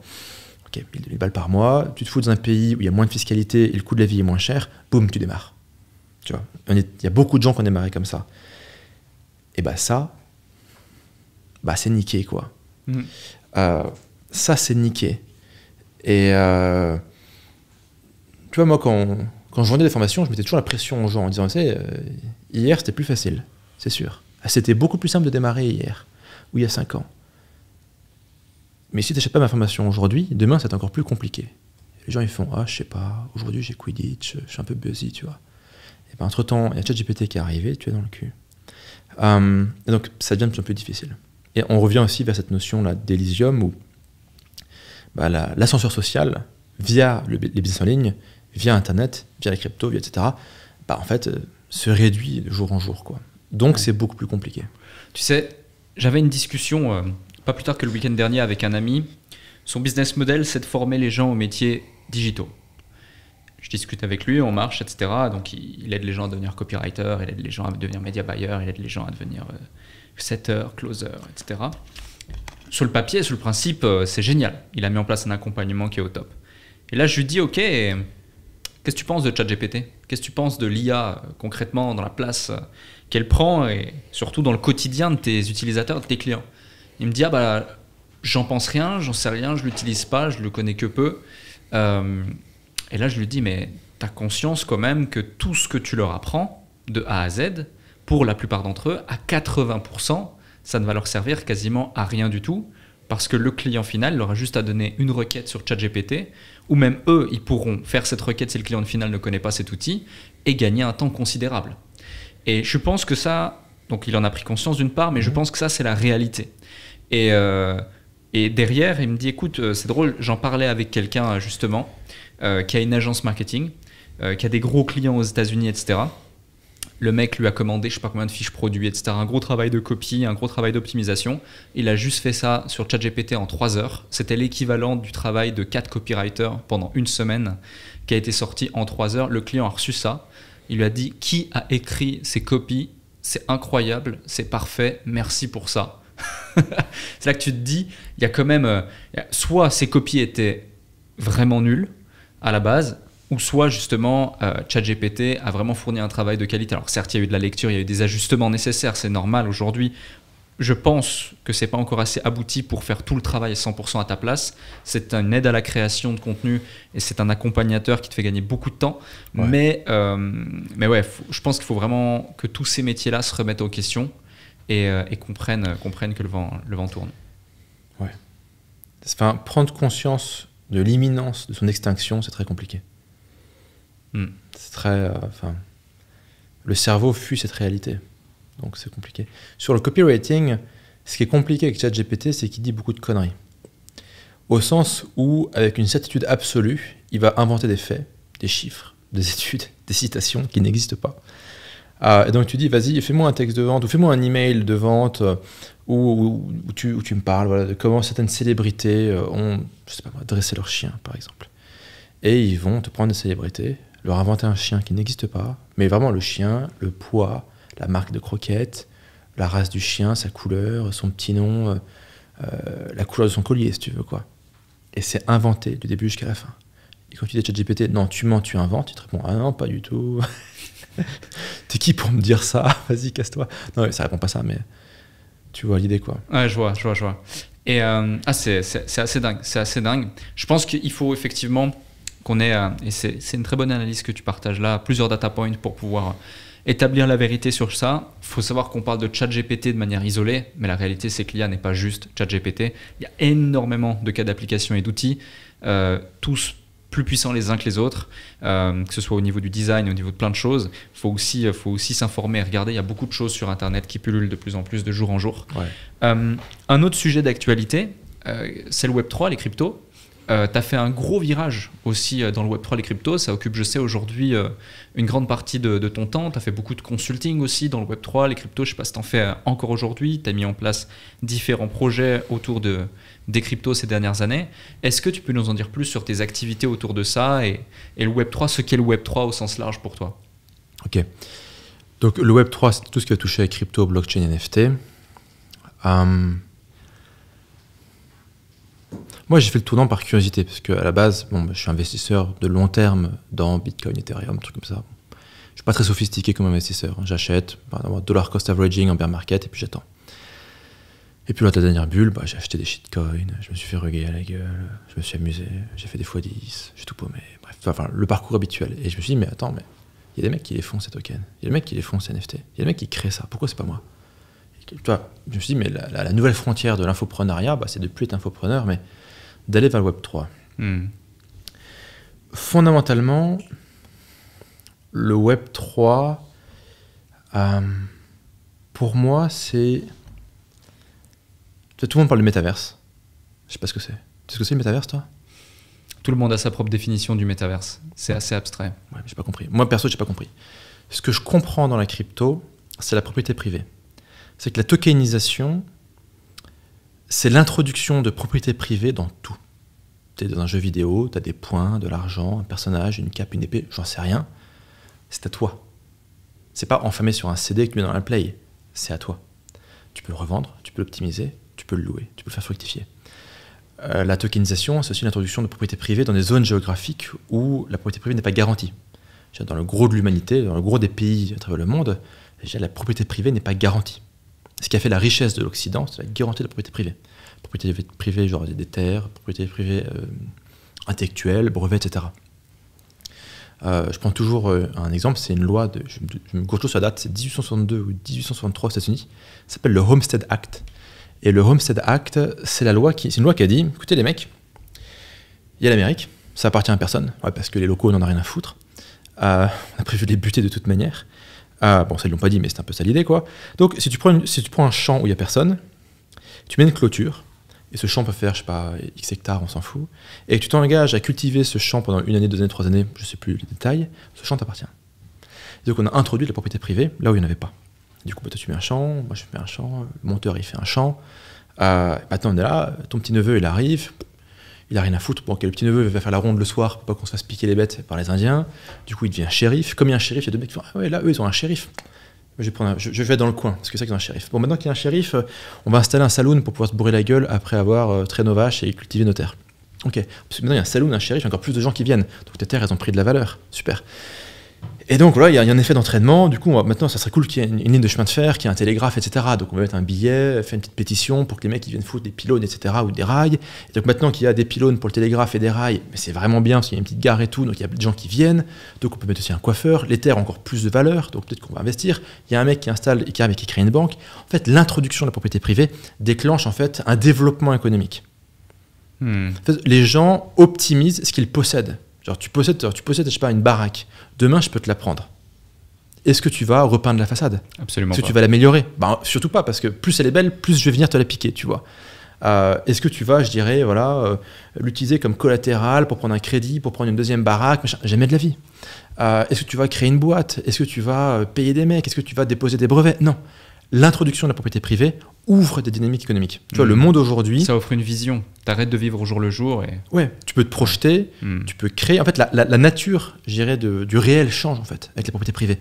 Et la tokenisation, c'est ça. La tokenisation, c'est soudainement, tout devient une propriété privée.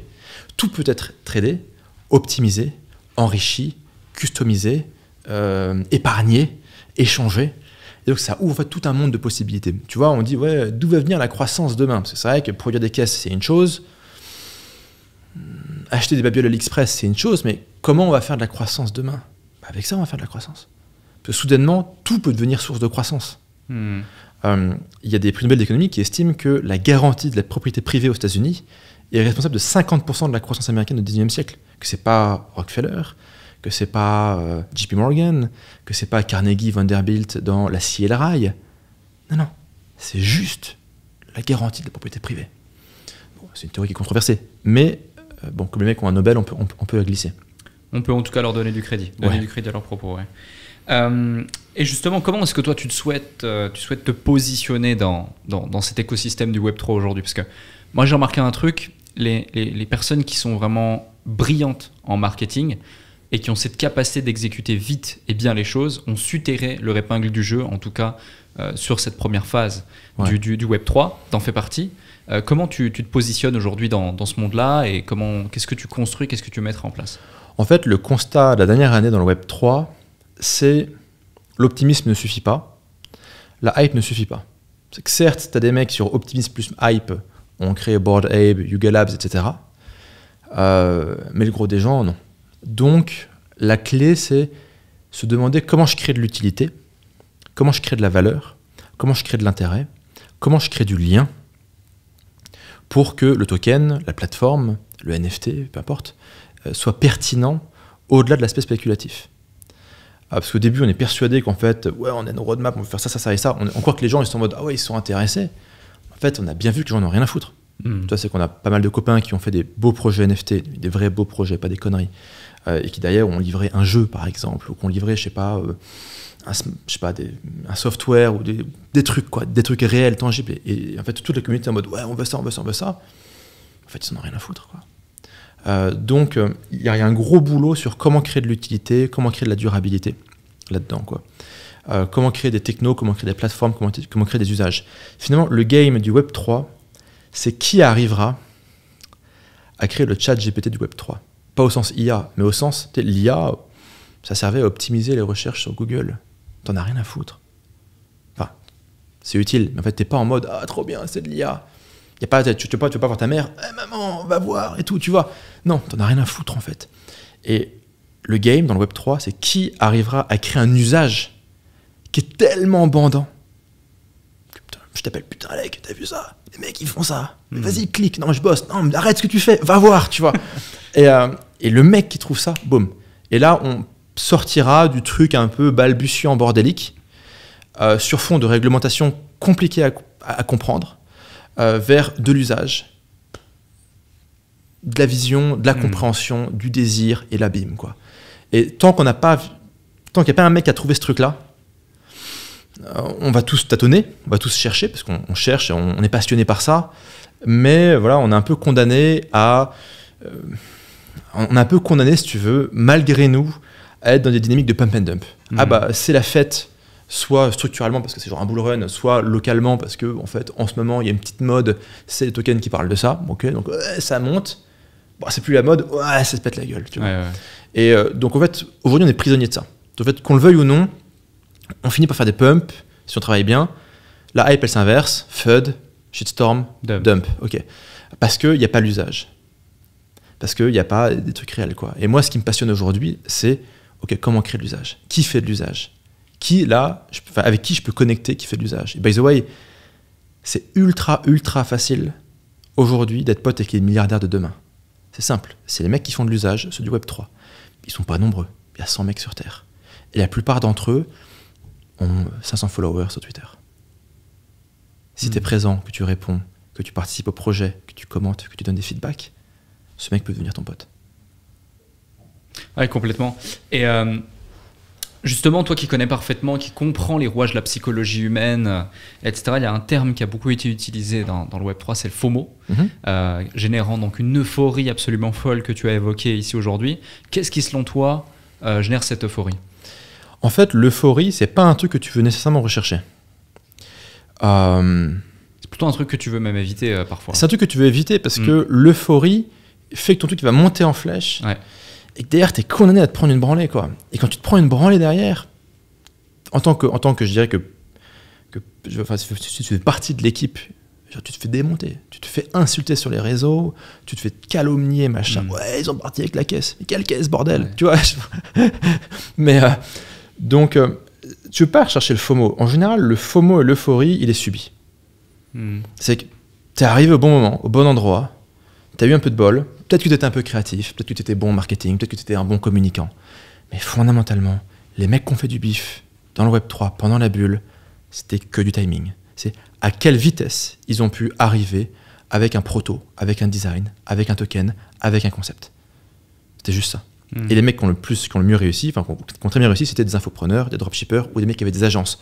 Parce que, ok, je prends un designer, je prends un dev, je prends un mec là, ok, je prends un consultant, je sais pas faire, ok, je prends sur Upwork, je prends 2 consultants, boum, ils sont là, 1000 balles, ok. Ok, affiliate manager, bon, ok, t'es plus affiliate manager, t'es influencer manager, boum, tu vas là-bas, tu te démerdes, tu trouves qu'ils parlent de crypto et on les book. Et c'est ces mecs-là, en fait, donc qui ont cette capacité opérationnelle. Mais ouais, au-delà de ça, de être dans l'opération, être dans la vitesse, c'était de la chance. Chance, timing, voilà. Et on remarque que finalement, tous les projets, même sérieux, sont aujourd'hui à moins 90%. Et il y a plein, je pense, qui remonteront parce qu'il y a de l'usage, il y a toujours une communauté, ça parle, il y a un sentiment d'appartenance. Mais ouais, le FOMO, c'est un truc qui te tombe sur la gueule, qui se paye avec du FUD et du shitstorm derrière, inévitablement. En fait, l'intensité dans la crypto, c'est ce que tu vis en 1 an, dans l'économie normale, dans le Web 2, tu le vis en 10 jours. Complètement. Donc je veux dire, en termes d'apprentissage, ce que tu aurais pris en 1 an, tu l'apprends en 10 jours. Ouais. En termes de gain ou de perte d'argent, 1 an, c'est 10 jours. En termes de haters et de haine ou d'amour que tu te prends dans la gueule, parce que je dirais, quand ça monte, mais putain, t'es Dieu. Tout le monde est en mode, oh putain, t'es un génie, t'es incroyable, etc. Tout le monde veut te parler, les machins. T'as que des mecs là, blue check en DM sur Instagram qui sont là à dire, je peux te sucer, s'il te plaît. Donc en gros, c'était genre founder as a god. Et une semaine plus tard, c'est founder as a scapegoat, quoi. C'était genre bouc émissaire, quoi. Tout le monde te rentre dans la gueule. Ouais, t'es con, qu'est-ce que t'as fait? Pourquoi ça baisse? Les mecs, moi je vends pas, c'est vous qui vendez. Je veux dire, je peux pas vous forcer, je peux pas vous interdire de vendre, quoi. J'ai pas le droit. Donc, non, je pense que tout le monde y allait en mode naïvement. Il y a des gens qui sont allés avec une mauvaise intention. Il y a eu ces cas-là. C'est des cas qui sont les plus médiatisés aujourd'hui, qui malheureusement envoient un feedback, créent une image ultra négative du space. C'est comme ça, c'est la vie. Mais en fait, il y a beaucoup de gens qui sont allés, je pense que moi j'en fais partie, et la plupart de nos connaissances qui travaillent là-dedans font partie, en mode curiosité, en mode c'est intéressant, c'est stimulant, c'est nouveau, c'est là que ça se passe, c'est l'avenir, on peut créer des trucs de fou super rapidement. Et là, maintenant, on prend tous acte du fait que si t'as pas des utilités, de l'innovation, et vraiment en fait une roadmap avec des trucs à shipper sur des années, tu fais un pump, tu fais un dump, et puis on t'oublie, quoi. Complètement. Tu aimais la curiosité, mais je pense qu'il y a quand même aussi une grande part d'opportunisme qui a amené beaucoup d'acteurs. La quasi-intégralité, selon moi, même s'il y a cette intention quand même de bien faire, il y a quand même cet opportunisme. S'il n'y aurait pas eu de l'argent à la clé, je pense que bien moins de gens se seraient intéressés à la chose. Mais soit dit en passant, aujourd'hui, la crypto, à cause de tout ça, a une assez mauvaise image. Surtout quand tu dis crypto, Dubaï, en général, scammer. Tu vois. Ouais. Et pour beaucoup, la crypto est limite... la question que j'ai envie de te poser, c'est est-ce que pour le gros du public, selon toi, le monde de la crypto est voué à être le repère des scammers? Non. Déjà, ce qu'il faut comprendre sur les perceptions, c'est assez simple. C'est les gens qui sont encore là, quand tout est à moins 90%, et qui font des trucs, qui créent des choses, tu sais qu'eux sont sincèrement intéressés. C'est peut-être qu'ils sont venus par opportunisme, et pas juste par curiosité. T'as raison. Il y a une incitation économique. Mais s'ils sont toujours là, alors que je veux dire, aujourd'hui, faire du fric dans le Web3, tu laisses tomber.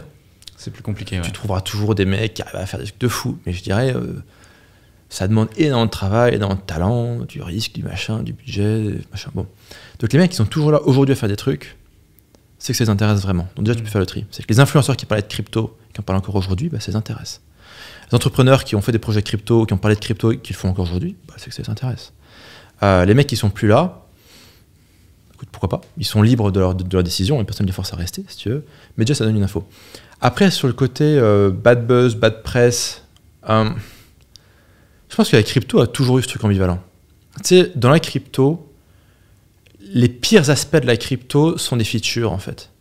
Tu vois, la volatilité du Bitcoin, c'est son marketing. Enfin, c'est ce qui fait son marketing.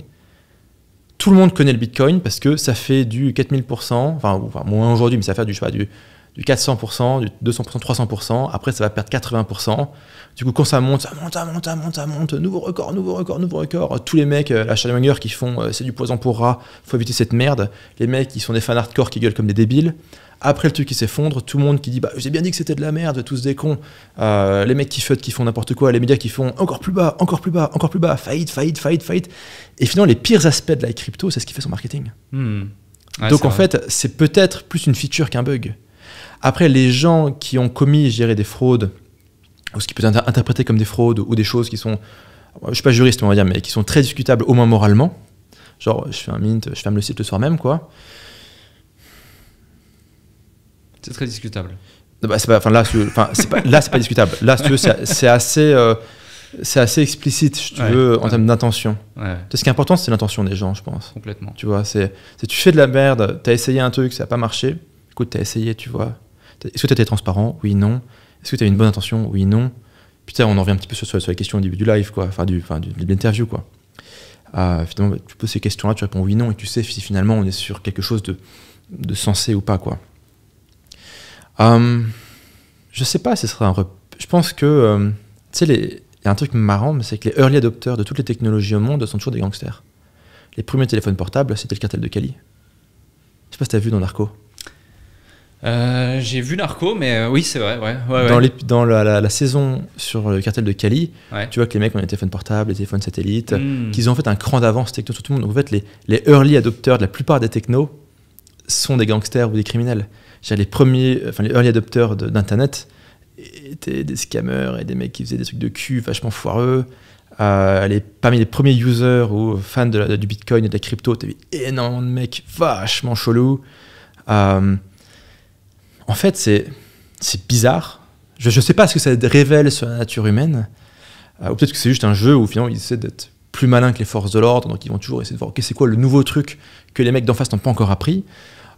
Et donc tu as ce phénomène où voilà, le monde du crime, malheureusement, est un early adopter d'énormément de technologies. Il y a l'encryption, les premiers qui ont utilisé l'encryption, c'est qui? Enfin, je veux dire, qui ont besoin de l'encryption. Maintenant l'encryption, c'est HTTPS, c'est pour tout le monde. À instant dose, c'est très bien. Ouais. Mais les mecs qui ont été les early adopters, les premiers clients, qui finalement, en tant que premiers clients, ont financé la R&D. Si toi aujourd'hui tu as de l'encryption, c'est grâce à des gangsters. Encore une fois, je dis pas que c'est bien, c'est mal, il faut pas, tu vois. Je pointe juste du doigt une forme de complexité, tu vois, entre le bien, le mal et l'évolution de la technologie, quoi. Ouais. Et limite la nécessité de leur existence ou la fatalité de leur existence pour faire c'est un mal nécessaire et il y a des gens dont c'est le métier d'aller évoluer pour aller leur courir après et éviter que ces mecs fassent trop de nuisances, quoi. J'ai 2 dernières questions pour toi. J'ai énormément de choses qui ont été partagées dans cet épisode. On pourrait parler des heures ensemble, je pense. J'ai même dû couper certaines questions que je voulais te poser. Il aurait fallu 3 heures, tu vois. Mais si vous avez aimé cet épisode d'ailleurs, que vous nous écoutiez sur les plateformes de podcast ou YouTube, mettez un like, partagez-le, 5 étoiles Apple Podcast et des commentaires. Cliquez, c'est important. Tu parlais tout à l'heure en off de prime de mobilité, le concept de prime de mobilité. Je trouvais ça super intéressant. Est-ce que tu peux rapidement nous l'évoquer ?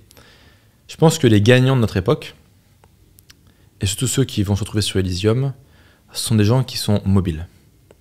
Ils sont mobiles professionnellement. Ils voient les Web3 arriver, boum, ils prennent une partie de leur team, ils y vont. Ils sont dans un pays où ils sont très maltraités, fiscalement, administrativement, notamment, ou même en termes de sécurité élémentaire dans la rue. Ils se déplacent dans une autre zone. Mentalement, ils ont une compréhension du monde, le monde change, leur cerveau change avec. Donc, des gens qui sont en mouvement. Et je dirais le mot d'ordre pour prospérer, pour gagner en liberté et bâtir une vie qui fait sens, où on peut notamment prendre soin des siens, c'est la mobilité. C'est pas l'enracinement. C'est pas genre, ok, c'est bon. C'est pas genre, je suis robuste. Tu vois, les mecs, ça, c'était une idée de Tate qui était très intéressante. Il faut pas être un survivaliste dans un bunker. Il faut être un mec avec 5 passeports. Bon, apparemment, ça lui a pas trop servi, les 5 passeports. Mais sauf faire de mauvaises blagues. Mais il faut être en mouvement. Et je trouvais que l'idée était bonne, en fait. C'est, ok, là, tu as un virus à la con, admettons que le virus soit pour de vrai, il n'y a pas de virus. Là, tu as une réglementation à la con qui est complètement illégitime, voire illégale. Bah, tu te casses le temps que les mecs, ça soit passé inconstitutionnel. Là, tu as une industrie qui meurt, mais tu as une nouvelle qui apparaît, boum, tu bifurques. Et c'est la mobilité. Et ce qui est compliqué dans la mobilité, c'est qu'il y a une discrimination d'âge. Tu vois, à 30 piges, t'as pas la même mobilité, t'as pas la même vitesse, t'es pas en mode bourrin YOLO hardcore que quand t'as 18 ans. Et quelqu'un qui a des gosses, qui a des gosses et une famille, il peut pas juste dire on se casse, demain on scolarise les enfants à Dubaï, quoi. Déjà, juste c'est très cher. Et puis le gamin, il est là, il est scolarisé et tout. Tu vois, c'est compliqué en fait. Donc il y a quelque chose de très discriminant dans la mobilité. Et puis aussi le fait de ton espace mental disponible. Si tu as une famille, tu as moins d'espace mental disponible, forcément, tu as d'autres responsabilités. Mais ouais, il faut rester... Moi, je pense qu'on a démarré avec le Covid une période d'instabilité à tous les niveaux, politique, géopolitique, financier, monétaire, techno. La poussière n'est pas encore retombée. Et je pense que d'ici peut-être 2, 3, 4, allez, 5 ans max, la poussière sera retombée, on sera arrivé sur une nouvelle réalité, un nouveau paradigme. Peut-être que ce sera Elysium, peut-être que ce sera différent. Et là, on pourra retrouver finalement de l'ancrage. Tu vois, même mes parents, ils me disent non mais tu ne peux pas être toujours en mouvement. Tu peux pas ne pas avoir un foyer, un chez-toi. Et je leur dis si les mecs, c'est une question de survie, quoi. Je suis mobile. Après, surtout que j'ai de l'immobilier dans pas mal de pays. Mais en fait, je fous en location, je me casse, ou si on me le saisit, j'en ai rien à foutre, ou si il est squatté, ça me saoulerait, ou si, je m'en fous, tu vois, je reste mobile, tu vois. Tu vois, moi, il y a une branche de ma famille, c'est une branche assez éloignée de ma famille qui vient d'Allemagne de l'Est, un jour, le daron, il rentre à la maison, et il dit au gosse, vous prenez un sac à dos, vous prenez rien, enfin, vous prenez une brosse à dents, et genre un calbut, quoi, et un t-shirt. Pareil pour sa femme. Et on prévient pas nos beaux-frères, nos belles-sœurs, on prévient pas nos parents, on prévient personne. Et on se casse. Et on passe à Berlin, et on va de l'autre côté. Et il s'est cassé une semaine avant le mur. Et il a laissé derrière tout le monde. Il a laissé sa famille, sa famille élargie, il a laissé ses collègues, il a laissé ses amis, il a prévenu personne. Il s'est barré. Prime à la mobilité. Ouais, mais pour les 30 années qu'on suivi, il était quand même bien, le mec. Tu vois, et moi, je pense souvent à ça, en fait. Je me dis, là, aujourd'hui, il y a beaucoup de poussière. Il y a beaucoup de complexité, il y a beaucoup de danger, beaucoup de violence, beaucoup de tension, il y a beaucoup d'incertitudes. C'est très compliqué de gérer sa vie à un horizon de plusieurs années. Genre moi, je gère ma vie à un horizon de 2 semaines, si tu veux, quoi. J'ai l'impression d'être un mec au Bénin qui ne sait pas s'il va pleuvoir dans 2 semaines, tu vois. Mais tu vois, je gère un peu ma vie comme ça, mais j'arrive à trouver une forme de sérénité là-dedans, parce que je veux rester mobile. Et en gros, quand la poussière va commencer à tomber, tu vas voir où est le mur de fer, tu vois, où est le rideau de fer. Et tu n'as pas envie d'être du mauvais côté.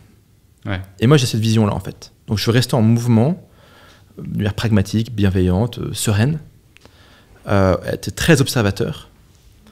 Là, en ce moment, la poussière n'est pas encore retombée. Elle fait plutôt que monter. Nouvelle techno, IA, guerre en Ukraine, machin. Putain, t'as vu, tu te rends compte ce qu'on a vécu quand même en 3 ans, là ? C'est incroyable.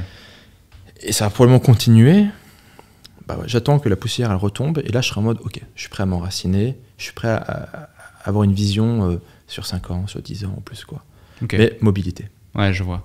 C'est un concept hyper intéressant, hyper important, et je pense que c'est une question de limite de survie, comme tu le disais, totalement. Dernière question pour celles et ceux qui nous écoutent. Qu'est-ce que tu pourrais nous partager, que tu n'as pas encore partagé dans cette interview, et qui pour toi est fondamental, qui a créé un déclic chez toi, perso, pro, peu importe, ta carte blanche? C'est pas parce qu'ils sont nombreux à avoir tort qu'ils ont raison. Pensez-y. La démocratie, ça marche pas pour savoir qu'est-ce qu'est la réalité et quelles sont les bonnes opportunités. Parfait. Sur ces mots, on va se laisser ici. Merci Tougan. C'était vraiment un plaisir de faire cet épisode avec toi. Merci.